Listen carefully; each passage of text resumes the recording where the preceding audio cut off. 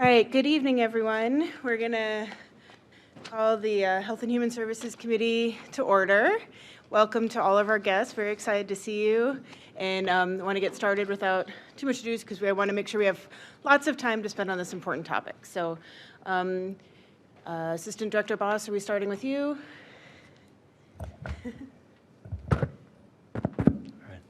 Well, thank you, Madam Chair. I was just going to do a very quick introduction and then hand it over to the team from Community Solutions. I think the intent tonight is just to let them walk through the results of the action plan, the presentation, have some comments from our partner organizations that were involved with it, and then we'll close it with a quick discussion on some next steps coming up. So I just wanted to recognize the team from Community Solutions here, and then our partner organizations from Three Arches Foundation, Healthy Lakewood Foundation, and Angelina is a member of the steering committee back, and we've got schools here with Lisa and Mark as well. So well represented for tonight. So with that, I will turn it over to Lauren Anthus. Thanks, Dave, and thank you, Vice President Keppel and members of the Health and Human Services Committee. I appreciate you creating the time here today.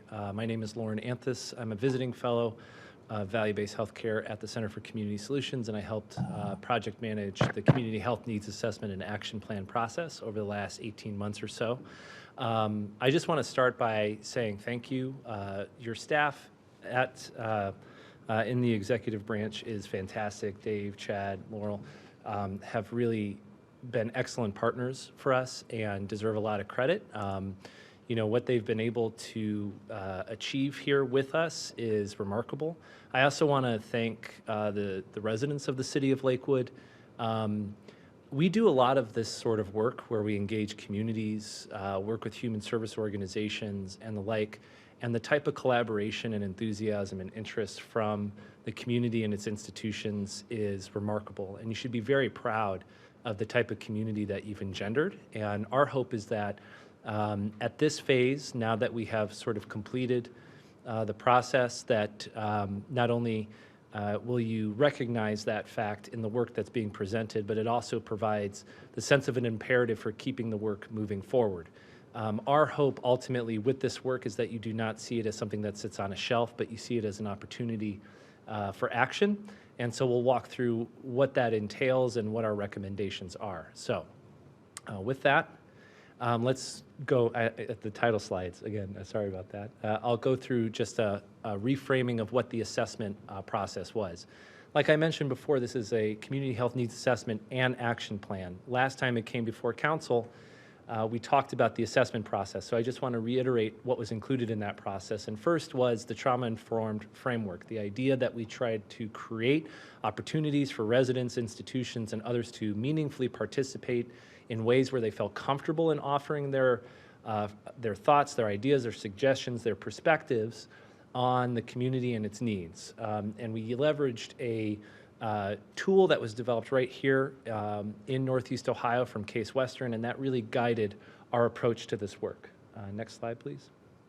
The data that we used to undergird the assessment came from a number of sources, including the American Community Survey, but also included other sources of information on chronic disease and other data that was made available to us from partners like the school district, but also things like emissions data, Ohio Department of Education data, and then ultimately the survey that we sent out to a number of residents. Next slide, please.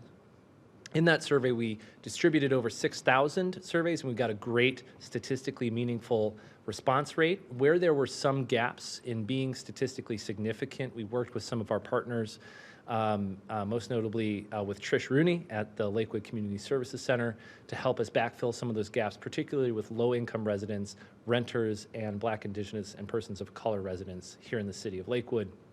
The survey had over 200 questions that asked a number of things from residents and included some analysis on where they lived. So you will have a ward-by-ward breakout of where some of these responses are. And one thing I do want to highlight with the release of the assessment, or excuse me, the action plan, is that on our website at communitysolutions.com/Lakewood Health, where you will find the action plan, you will also find supporting materials, including a publicly available data file, which includes all of the responses to all 200 questions, and you can cut and slice this data however you would like.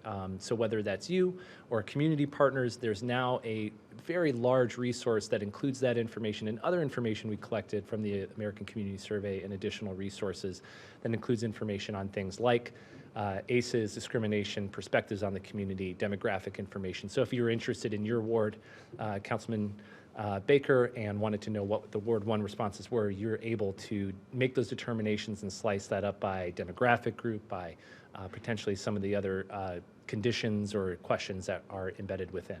Next slide, please. We also very thoughtfully went through a community engagement process. I just want to highlight how many focus groups we went through, the key informant interviews we did. We did a bus tour of Lakewood. I learned a lot about Lakewood, and fortunately, this bus tour was also an opportunity for me to understand more businesses that I would help subsidize in my tours here in the community. But also, we conducted a few open houses where residents could meaningfully participate in this process at will. So we didn't want to just impose our schedule, we wanted to stay open. Next slide, please. Okay, so this brings us to what is in the action plan, and I want to level set what the action plan is and is not. We'll talk about some of the details behind the action plan came to be, and then our key recommendations that I strongly recommend council consider. Next slide, please. So first of all, our values for establishing this work, you can see on the left, and then the results, right? So we wanted something community-centered and grassroots.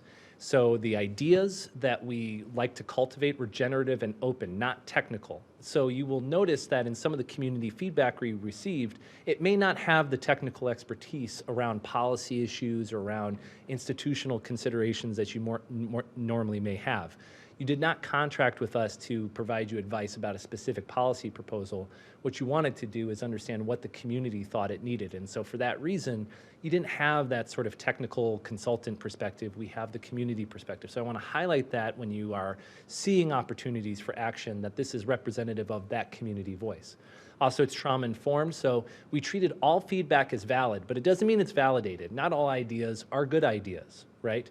I think if there's anything we've learned over the last couple of years with COVID, there's a difference between the public discourse around an issue and then maybe scientific or technical fact. But what we try to do is inculcate a process where individuals could provide that feedback safely and that we represented it in some form.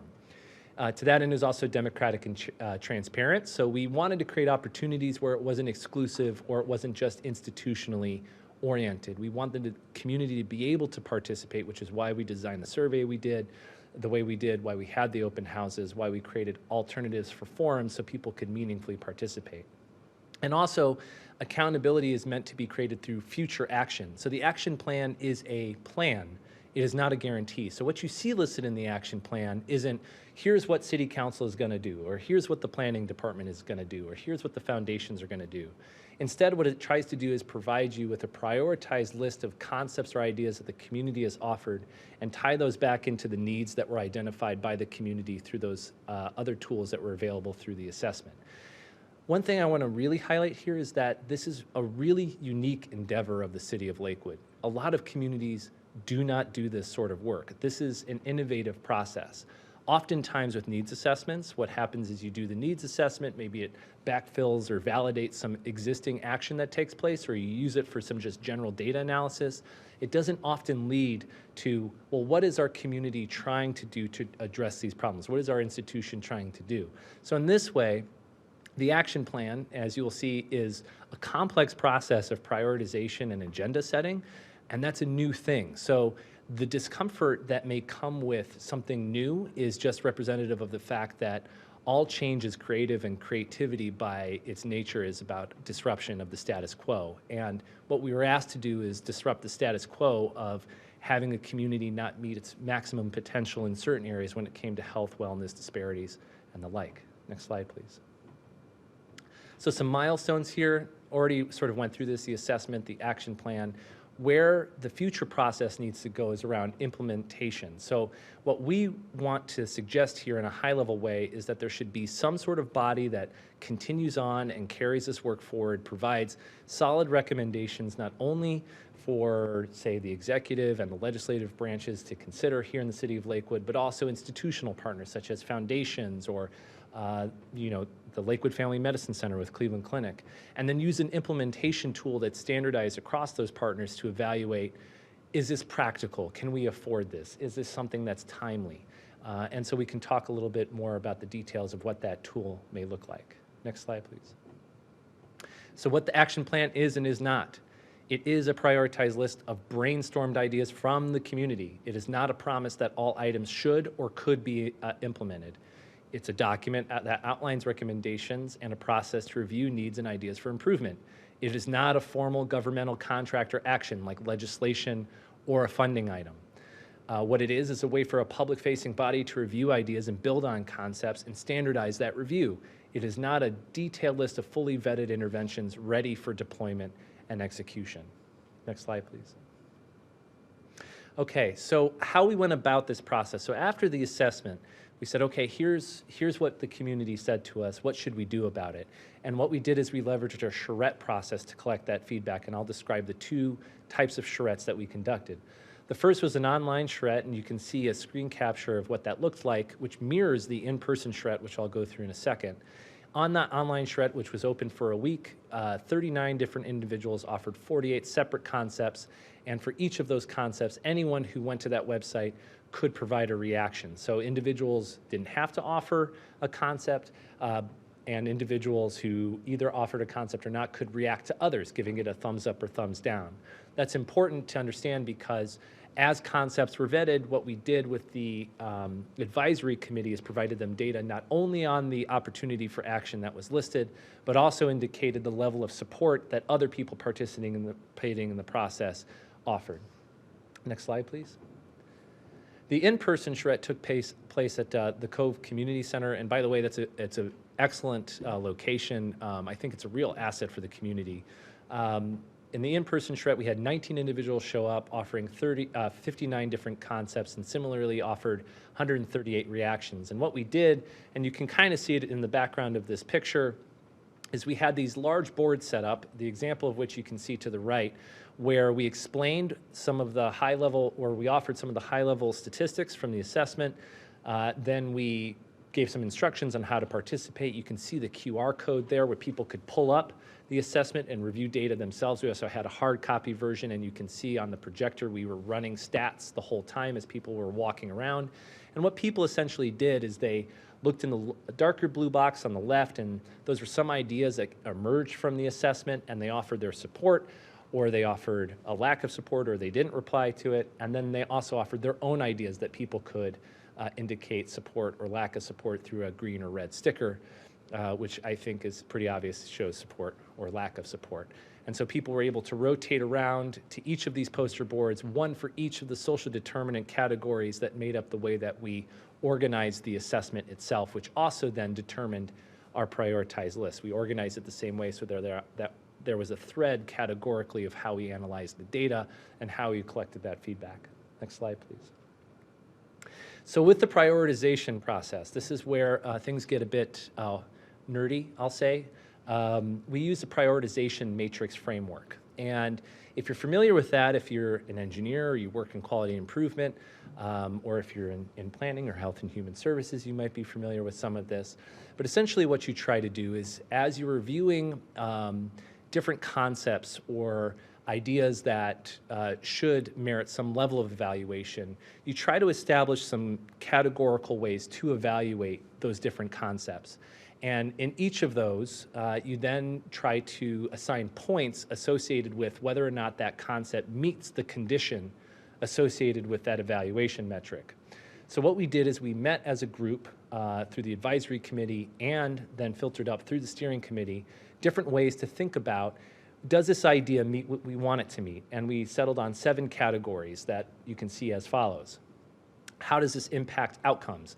In this way, we asked the question, is the overall health and well-being of the Lakewood community, will it be improved? For promotes equity, will this mitigate disparities along health, economic, racial, gender lines, et cetera? Is this complementary? Does this build on existing work in the community? So on and so forth. So for each of these 7 areas, we built some consensus on what the definition was. The numbers below represent the relative weight. So what we did in addition to that is we said, you know, for some, promoting equity may be more or less important than something like investment, right? And so we wanted the opportunity to not split this equally, but to suggest that some ways of evaluating this work are more valuable than others, and we wanted to collect the feedback from the advisory and the steering committees to understand what is the most important thing and how do we democratize this process to weight it appropriately. So everyone had the opportunity to individually weigh in on their weights, and then we averaged those, and you can see here where those weights ended up being. And Promotes Equity, for example, represented 26.7% of the total weight possible distributed across all 7 measures. So when people scored something on a scale of 1 to 5, and I'll show you an example of this, that meant that that particular number carried more weight than, say, immediacy at 10.5. So even if you might have had a really high score in terms of the advisory committee's perspective on the issue, this can be realistically initiated with 18 months, if it was not a good measure around equity, it dramatically influenced the score and vice versa. Next slide, please. So here's an example of how we did that. That scaling is a Likert score. Do you agree with this? Do you think that this will achieve this following value? We multiplied that times the weight, and that gave you the criteria score.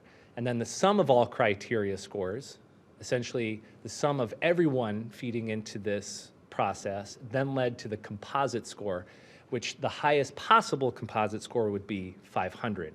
So out of every score that you see in the action plan in the prioritized list, you're seeing a score out of 500, which then provides you a ranked, ordered list of here's the community concept, here's how well it did relative to our evaluation. So an example here, City Council should pass a source of income law like other municipalities, developing resources, so on and so forth.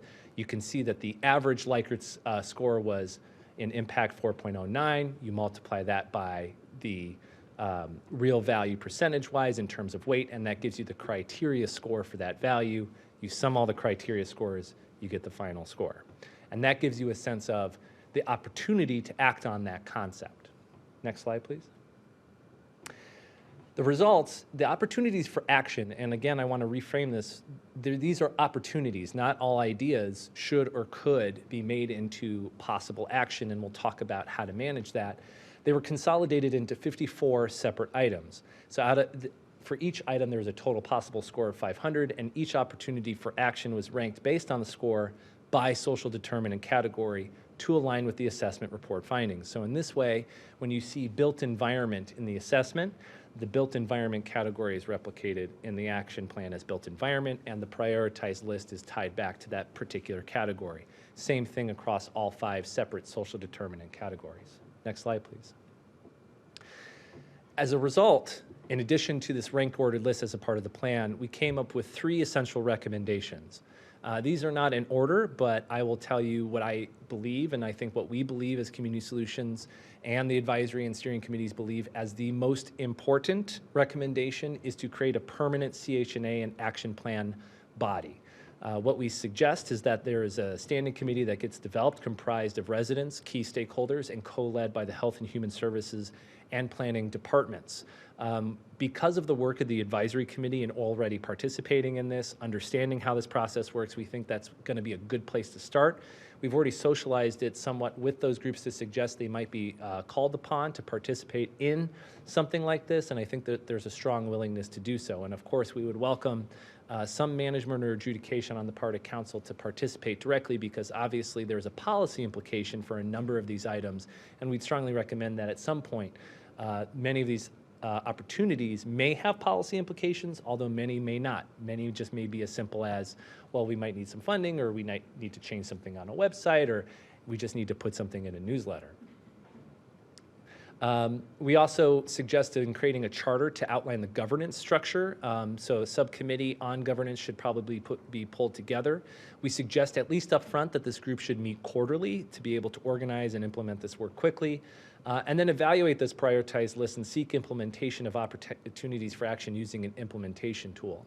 So this implementation tool you can see captured in the action plan. It's borrowed from a tool that we were able to get from your leadership in the planning department, and it tries to additionally score different ideas based off of Is this something that we have resources for? Is it something that we can implement timely? Do we have personnel? Do we have facilities? This implementation tool then can not only exist on the municipal level, right, with the city to evaluate different proposals and provide you all with the necessary intelligence to ask or answer questions before you even get to adjudicating the issue, but it can be replicated, say, through the foundations as they issue grants to suggest, hey, as we're thinking about this common issue, can we use that same sort of criteria so that this becomes a public-private partnership in a meaningful way that has some alignment. Next slide, please. Recommendation tool, recommendation 2, adopt the implementation tool. So we want this to be replicated. The higher the score associated with it, the ease of implementation, it gets expressed. So it's not only about what does the community want, that's what the action plan tries to represent, or what does the community want and how does this align with our stated values as far as this process goes. But then this adds the additional measure of, can we actually do it? I think the community would be very interested in, and I think the committees would all be interested in, free ice cream every Friday for every resident. Is that really a practical thing? Or, you know, would lactose intolerant lobby, big lactose intolerance show up today? I'm not sure. But nevertheless, the ease of implementation provides some level of analysis to suggest how do we translate this meaningfully. And then that way too, when opportunities are identified, you can create this transparent utility so that as a public body and as a public entity, you can review this appropriately and there's more of that community-facing residential impact. Next slide, please. The last thing was improving communications. One thing that became very apparent to us in our dialogue with residents is that they were not all aware of what was available to them already. And that's not necessarily like a failing of, say, the city or of any particular partner in communicating those things, but it spoke to how people were confused about what was the authoritative source of information on any particular item. I would highlight maybe some of the background that you would find in the appendix listed at the website, particularly as it relates to focus groups. We had focus groups meet where I'll highlight one where we were interviewing folks from the disability community or persons with disabilities, and they were highlighting challenges they had, and another person in that same group would say, oh no, there is a program for that. Here's who you have to talk to. This is how you get that done, and vice versa. And we saw that replicated over and over again. So I think there's some fragmented awareness for residents about what's available to them on multiple levels, both in terms of public services and programs, but beyond that. And this is something that maybe this standing committee or steering committee within the standing committee could take a look at, make some recommendations, gather additional feedback. Next slide, please. So that's most of the action plan. I'm sure you have a lot of questions. Hopefully you had a chance to review. This document is public. You can find the document at communitysolutions.com/LakewoodHealth. We also have posted a number of pieces of data. I mentioned the data file that contains all the survey information, ACS information, the appendix, which includes notes on focus groups. We have charrette information in there. Essentially everything associated with our process where we collected data is now available. We are working with the city on a process to transition all that documentation. So in a few months from now, when we're no longer actively managing it, that you have the ability to store it and to make it available. And long term, I would definitely suggest seeing this as a resource you can come back to, because there are questions we did not ask, pieces of data we did not investigate that you may be interested in, whether that's because it's directly related to your ward, or you're interested in a particular demographic group, or some other sort of measure that may be more meaningful to you.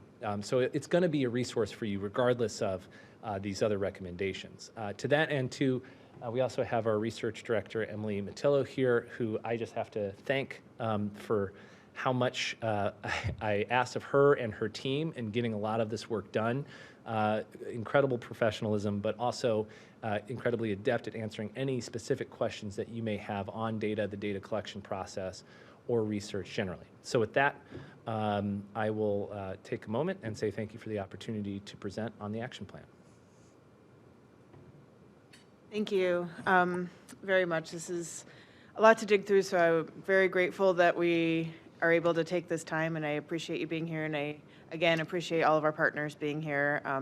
We want to make sure this was a lot of work. It was a big lift, and a lot of the volunteers in our community, too, who stepped up to participate in this. We want to make sure that this work isn't done in vain and that it's we do these types of projects sometimes, and we refer back to them, but they're not necessarily driving our work. So to your point about this being a somewhat unique step of going forward with the action plan, I think it's an important step and I appreciate my colleagues all making the time to be here tonight, beyond just the members of the committee. So thank you for doing that. So I want to open it up first. Members of the committee, Councilmember Marks, Councilmember Rader, if you have questions you'd like to start with. Councilmember Marks? Thank you very much. I really appreciate your presentation tonight. I spent a lot of time looking through all the data. There's so much data and very valuable information. I could not find any data, and maybe I missed it, regarding the LGBTQ community. Did you do any research on that? Yeah, we definitely engage them through the focus group process, and gender identity and sexual identity were included in our survey.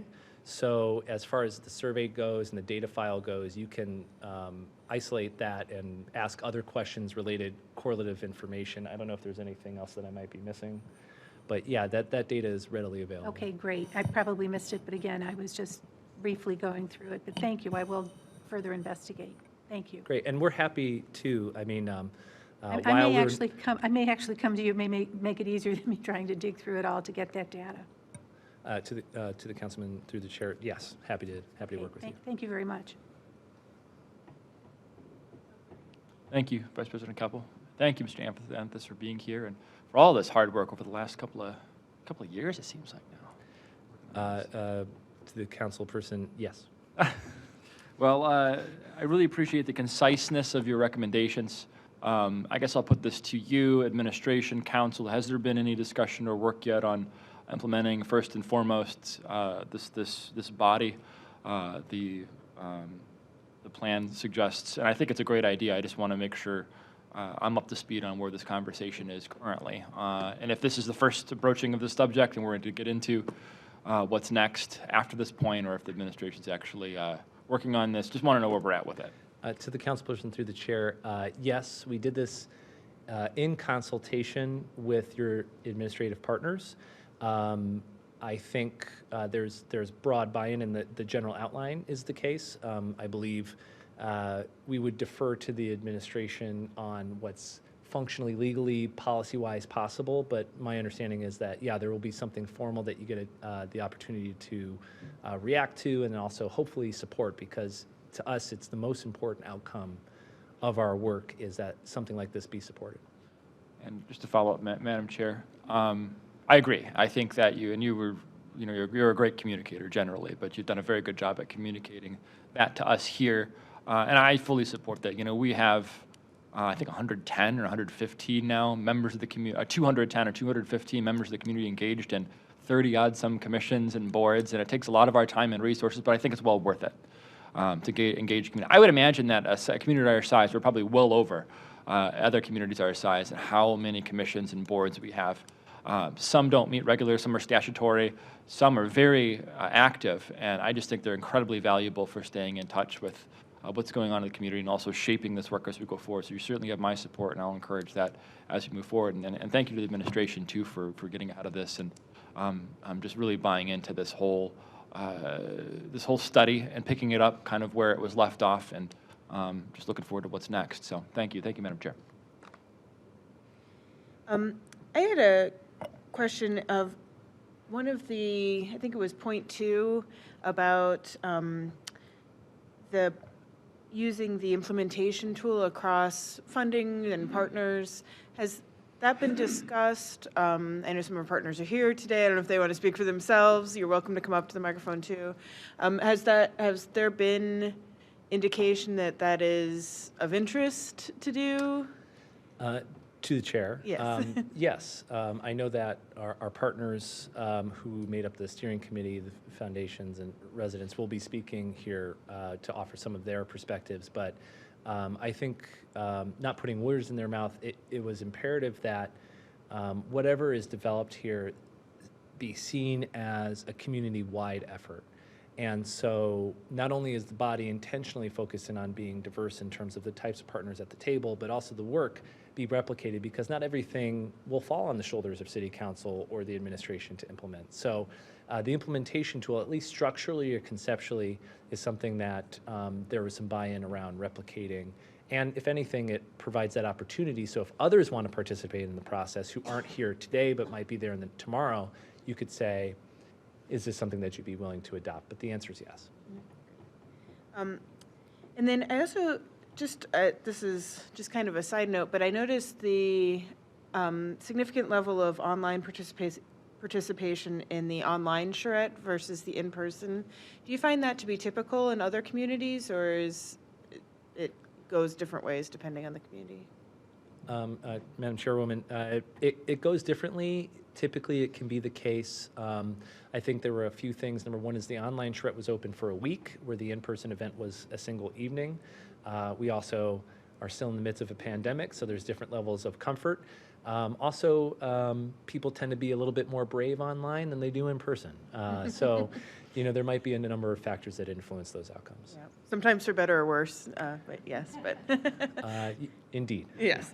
And this, another reason we wanted to sort of take this on this month was, one, we had to get through a budget process at the end of last year, but two, that we already, January we designated as Poverty Awareness Month, so for those who may not know that, and this ties in as part of our health needs assessment in terms of disrupting status quo that you mentioned, that is one of the points of all this, and connects greatly to, if we want to have things be different, we have to make sure we take action to make them different. So with that, I'm going to open up any other colleagues who are not on the committee. Questions from any of my other colleagues?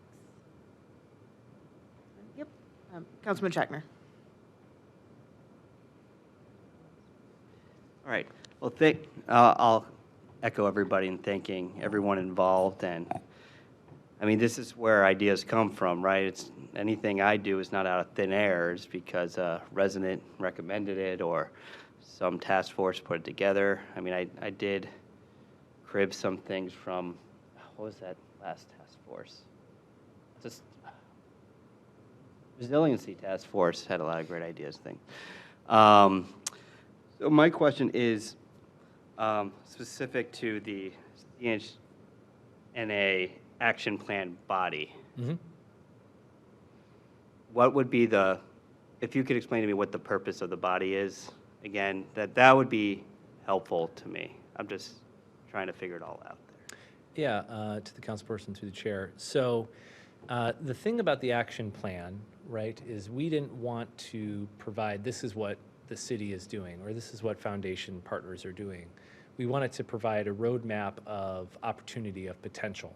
But with that comes the very real constraints that potential represents, either material or otherwise.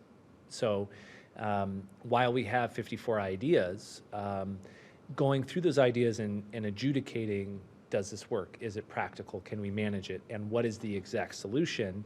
Moving from the in-specific or more community-driven to something more technical and implementable required some level of management.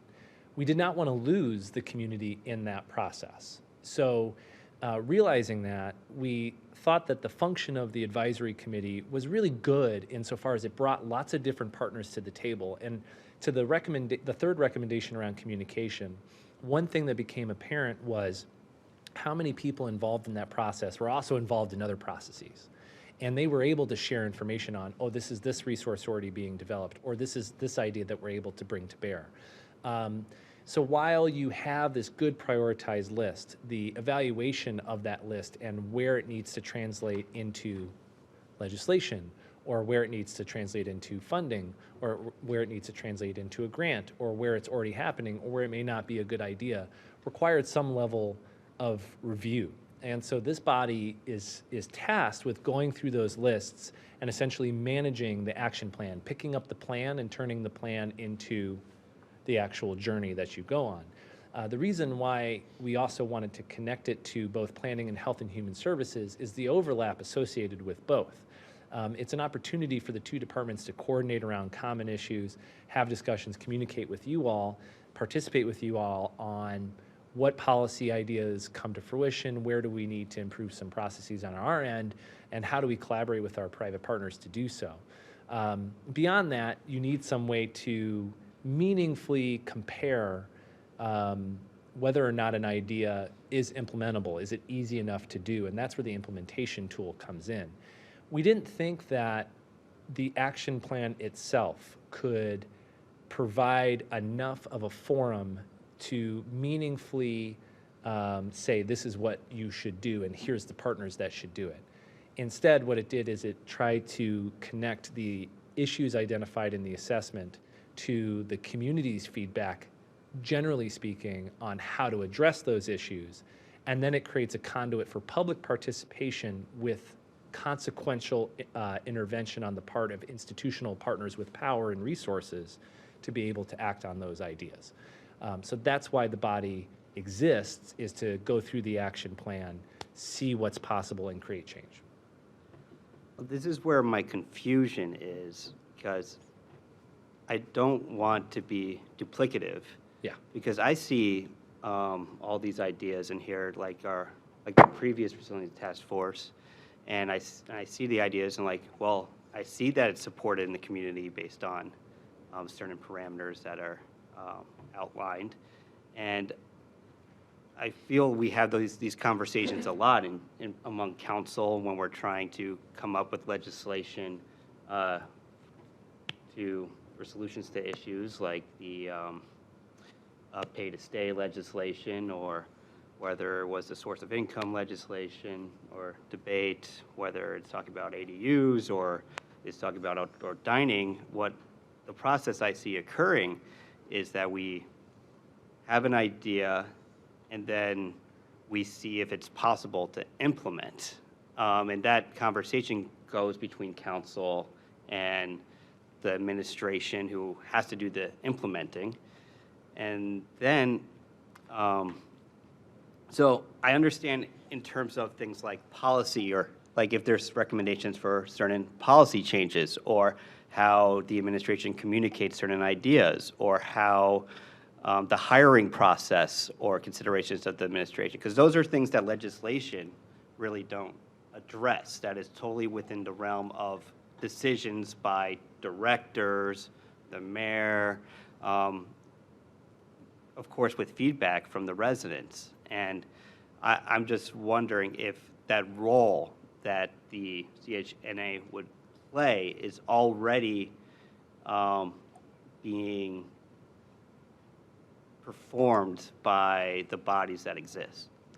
Through the chair to the councilperson, it's a good insight. I would say two things about that. One thing is the uniqueness of the CHNA and action plan process is the undergirding data and ultimately community capital that helps you evaluate, is there support for this idea? Does this align with these values? And is there a constituency of diverse organizations and individuals who support these concepts, so that when you're managing any particular proposal, you have an idea of this body representative of these folks is an automatic network to vet an idea, to understand an idea, determine what resources are available, and manage it on our behalf so that it can consolidate the work more quickly, and that you can understand what ideas might have more political capital or very real capital to be able to get it done. I think so it's unique insofar as just the fact that there is an assessment with existing support and resources that already provide you with the front end work of, is this even something that people want to do? I think the secondary piece is why the body is important is there will definitely be instances as you go through this list of, we already do this, or this is already an idea.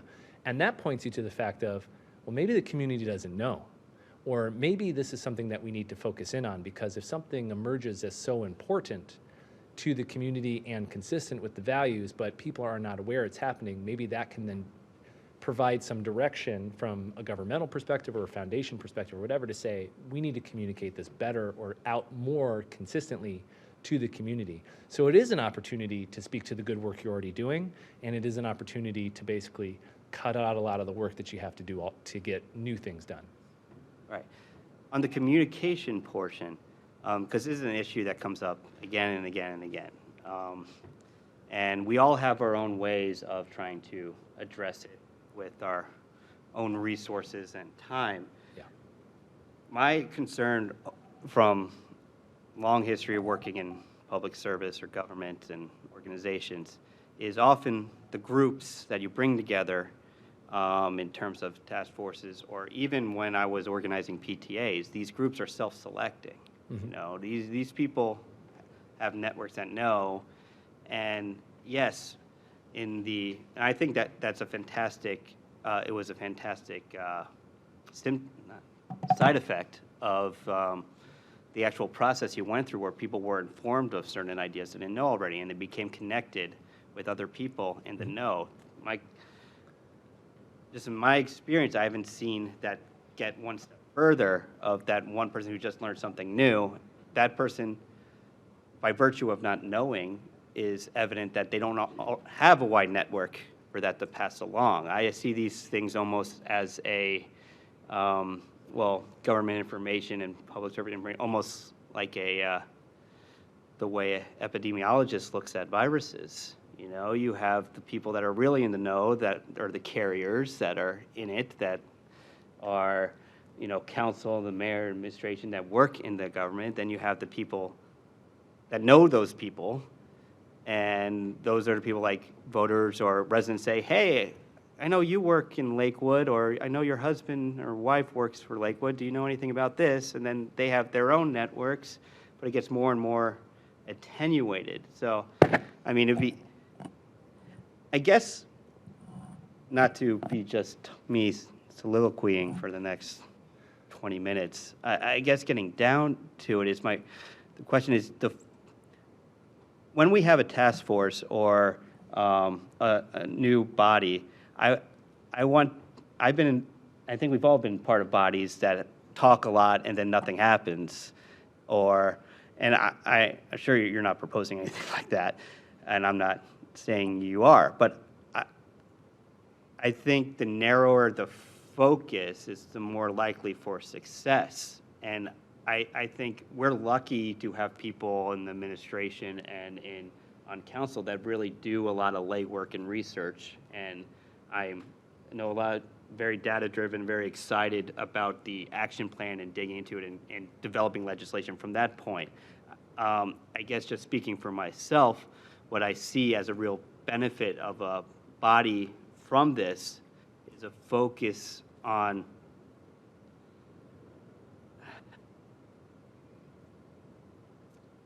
really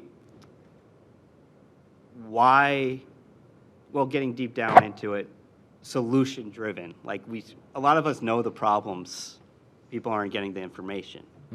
How do you fix that? We don't get a lot of answers to that. We get a lot of, well, this is a problem, this is a problem, this is a problem. So that, and then policies, which really, policies are not from council. The city policies and how that's done would be,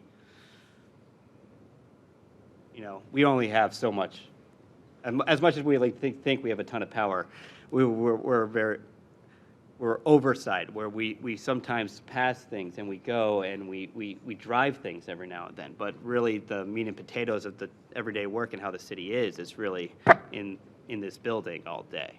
So I don't know if I came to a conclusion or made a point. Well, I'm going to jump in there just because we've only got about 10 minutes left, and I believe there was a second slide deck. Is that correct? Well, Madam Chair, I want to give the foundations and partners just an opportunity to provide their perspective. Indeed. And we can, I'm prepared to talk a little bit more about the standing committee, recognizing that this is probably the first of maybe one or two additional conversations as we start talking about the nitty-gritty details of that organization and the implementation tool. So I'll pause there and like to provide the opportunity for Healthy Lakewood, three foundations, maybe Angelina from the steering committee, to provide their perspective. I agree. And I also want to make sure, I want to be respectful of everyone's time, but I also want to make sure that we give this important work the time that it deserves. So if everyone is willing, I'm certainly very interested in continuing this conversation over future meetings. So we will have more time. We just only have a few more minutes tonight. So while our partners, if you want to come up to the microphone, our Council President Litton had a few remarks to make briefly. Actually, you covered a lot of what I was going to say, just to suggest that we hear from our community groups. I also, Lauren, you pointed out Ms. Matillo's professionalism, which I also readily acknowledge. But you're here no longer working for Center for Community Solutions, and I was curious how that works. That you're still, I wasn't expecting to see you tonight just because of that, and I appreciate that we do, especially with the work that you put in. But Through the chair, I'm still a contractor for Community Solutions expressly for the purpose of a few specific projects, including making sure that this comes to a satisfactory conclusion. well, it speaks to your professionalism to make sure that you see this through, and know that we appreciate that as well. That's all. Thank you. Ms. Steiner. Hi. So I think one of the things that we need to discuss, one of the purposes for the action plan body is accountability. I think it's important because as you have mentioned, Councilman Schachner, that yes, the city of Lakewood has a number of boards, commissions, task force, and sometimes stuff is done and sometimes things aren't done. And there's really no accountability for that because, of course, everyone is a volunteer. So if someone doesn't do something, they can't really be held accountable or it gets pushed off into someone else. So I think that this body as a collective would hold us all accountable. It would hold the foundations accountable for their interest and their stake in this. It would hold all council members accountable. It would hold the mayor. It would hold the administration accountable, as well as our planning department and health and human services that have been invested in this from the beginning when we first started. I think the action plan body is a body that will be doing.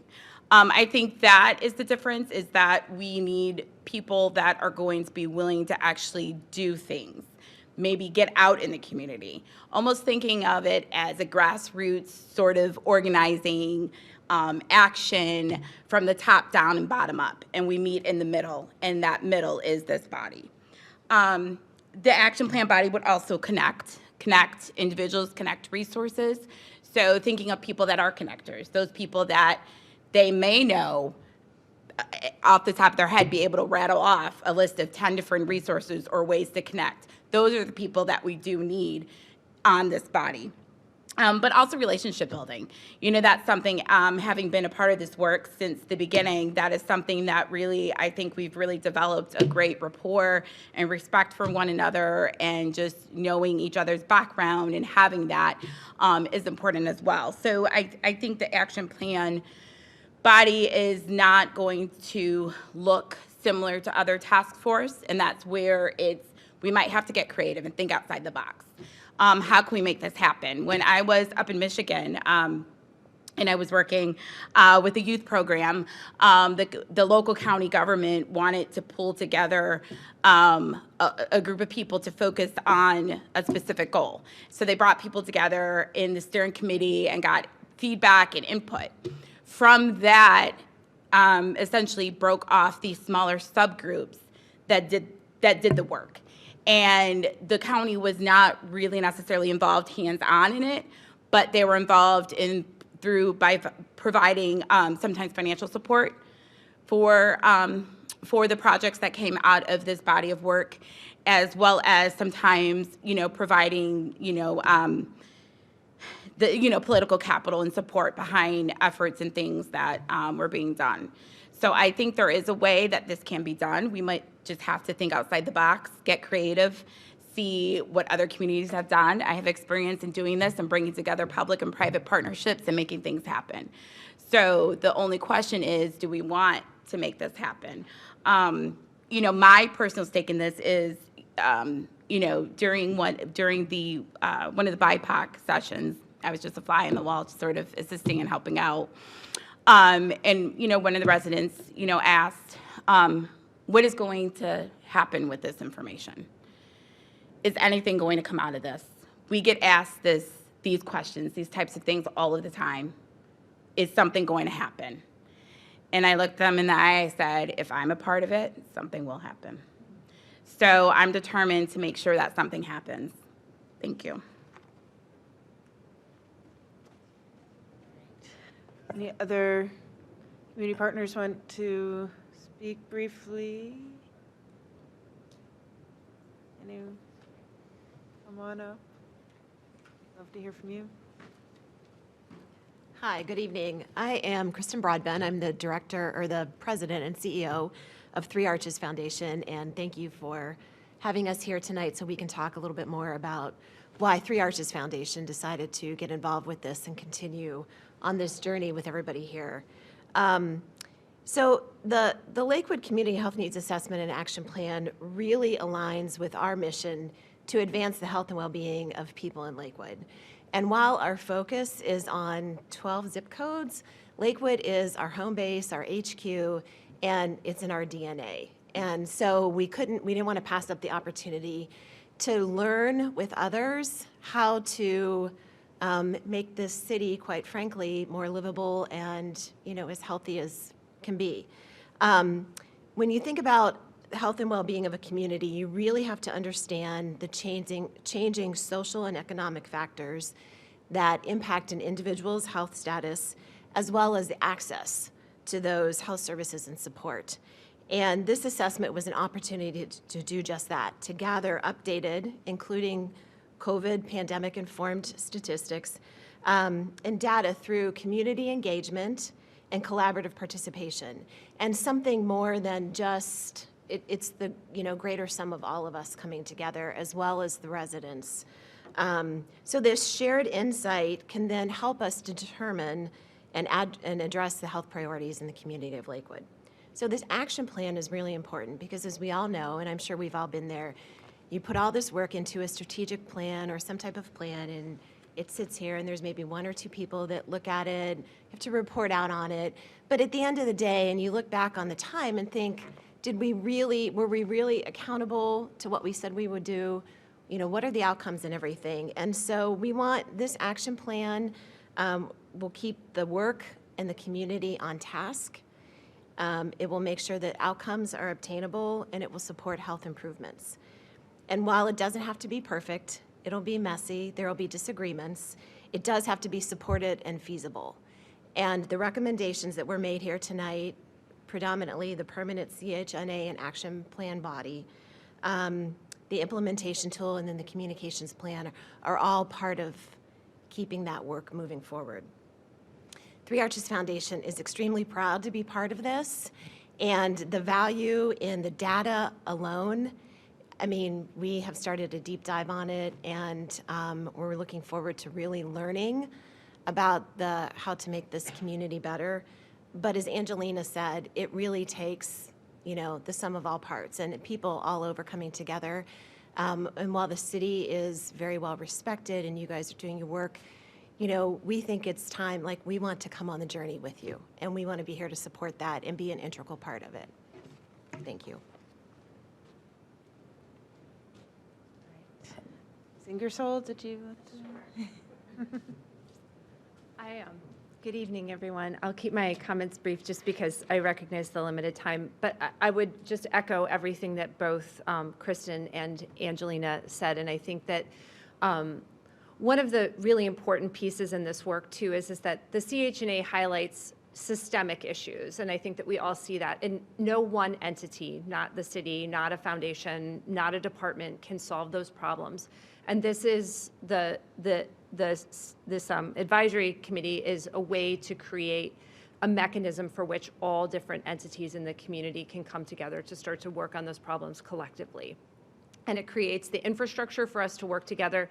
And because over this period of time, we have built such strong working relationships and really built a foundation through which we are, creating public and private partnerships, bringing in community voice, and also highlighting the expertise of residents here in the community, we can really use it as a new way of addressing issues. And I understand, the question around duplication of efforts or replication of committees, but I think some of these questions are about how do you actually capitalize on the expertise of the committees that are working on specific issues for the city currently, and how do you pull in that expertise into the work that's happening here. So I think of this in many ways as a unifying body that's really looking at some of the largest issues that we're facing as a community to find both meaningful solutions on things that can be done with relative ease or efficiency, and other larger issues that are going to take us, years, decades, whatever it is, to really start to build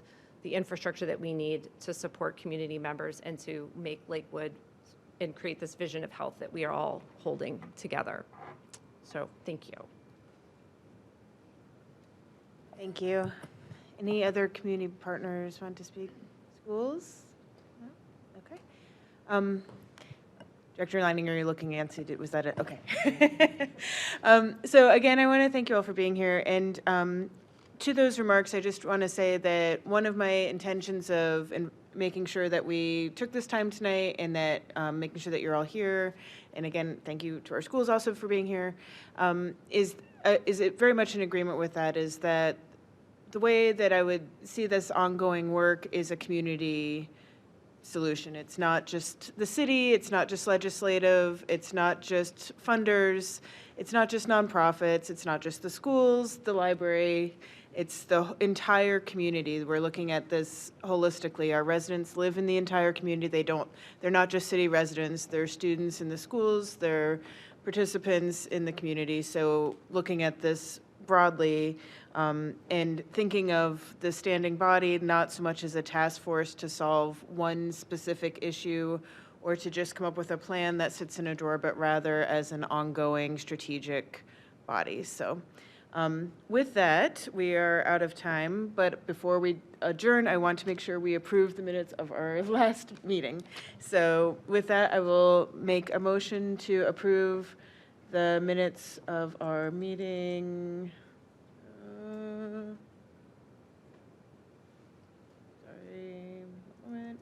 Approval of the minutes of the Health and Human Services Committee held September 12th without the necessity of a reading. Second. Motion's been made and seconded. All those in favor? Aye. Aye. That motion passes.